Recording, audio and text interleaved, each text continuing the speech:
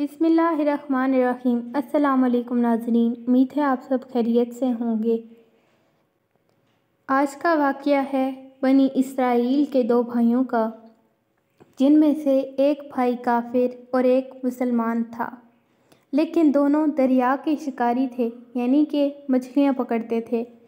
لیکن تعجب کی بات یہ تھی کہ جو بھائی کافر تھا وہ بت کو سجدہ کرتا اور دریا میں جال ڈالتا تو اس کے جال میں اتنی مچھلیاں آ جاتی کہ وہ باہر نکالنا اس کے لیے مشکل ہو جاتا تھا۔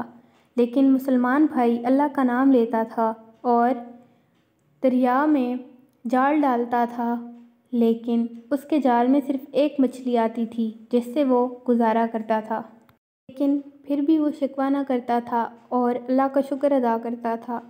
اتفاقاً ایک روز مسلمان کی بیوی چھت پر گئی تو اس کی نظر کافر کی بیوی پر پڑی، جو کہ خوبصورت لباس سے آراستہ تھی اور زیورات سے آراستہ تھی۔ یہ دیکھ کر مسلمان کی بیوی کے دل میں یہ خواہش پیدا ہوئی کہ کاش میں بھی ایسی ہوتی۔ اس کی بات سن کر کافر کی بیوی نے اس سے کہا کہ تو اپنے شوہر کو آمادہ کر لے کہ وہ بھی میرے شوہر کے ساتھ بت کی پوجا کیا کرے تاکہ تو بھی میری طرح مالدار ہو جائے۔ یہ سن کر مسلمان کی بیوی کچھ غمزدہ ہو کر نیچے آ گئی۔ تھوڑی دیر بعد اس کا شوہر گھر آیا تو بیوی کا حال دیکھ کر پوچھنے لگا کہ آخر بات کیا ہے کہ تم اتنی اداس معلوم ہوتی ہو؟ یہ سن کر مسلمان کی بیوی کہنے لگی کہ بس میاں، یا تو مجھے طلاق دو یا پھر اپنے بھائی کے ساتھ اس کے محبوب کی پرستش اختیار کرو۔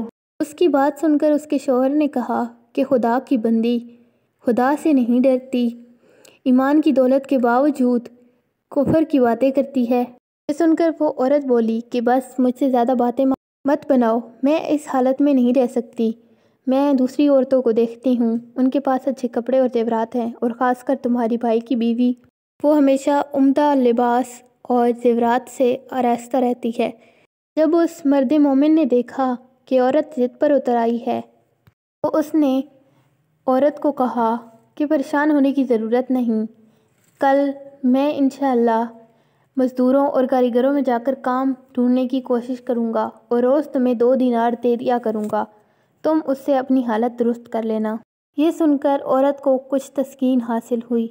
صبح سویرے مرد مومن گھر سے نکلا، اس نے بہت کام ڈھونڈا، بہت سارے لوگوں سے کام مانگا، مزدوروں اور کاریگروں میں گیا، لیکن اسے کہیں بھی کام نہ ملا۔ بالآخر وہ مایوس ہو گیا اور دریا کے کنارے جا کر اللہ کی عبادت میں مصروف ہو گیا۔ جب وہ شام کو گھر آیا تو اس کی بیوی نے اس سے پوچھا کہ میاں تم کہاں تھے؟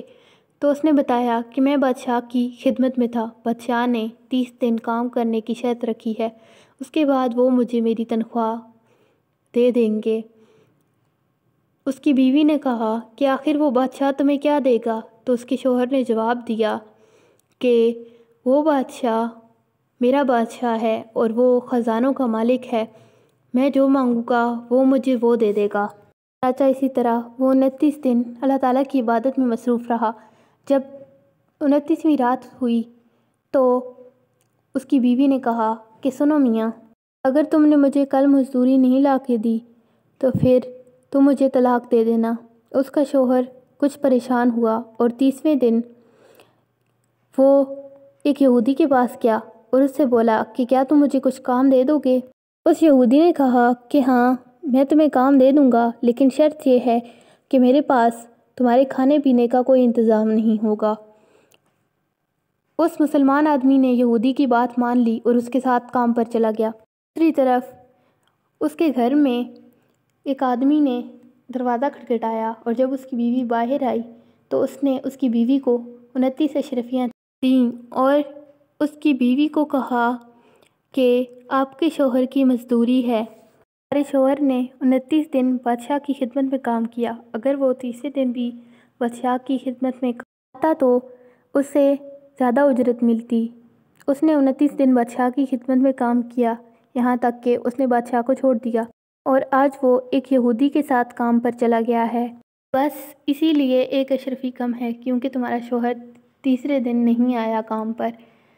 بس اس کی بیوی نے ایک اشرفی لی اور بازار گئی۔ سونار نے جب اس اشرفی کو دیکھا تو ایک اشرفی کی قیمت 1000 درہم سونار نے اسے بتائی اور اسے 1000 درہم دے دیے۔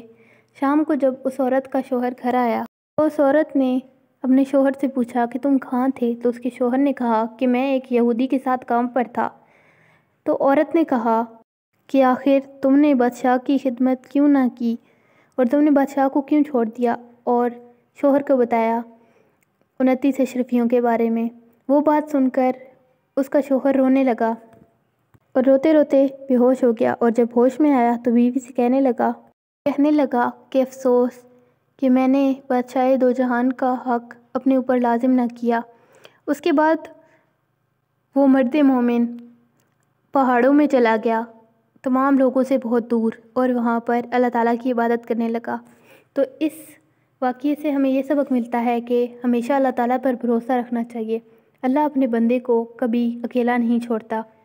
بے شک وہ ہر چیز پر قادر ہے اور وہ ہر اس چیز کو کر سکتا ہے جو ہم نہیں کر سکتے، اور اللہ کے سوا کوئی معبود نہیں۔ امید ہے آپ کو آج کی ویڈیو پسند آئی ہوگی۔ ملتے ہیں ایک نئی ویڈیو میں، تب تک کے لیے اللہ حافظ۔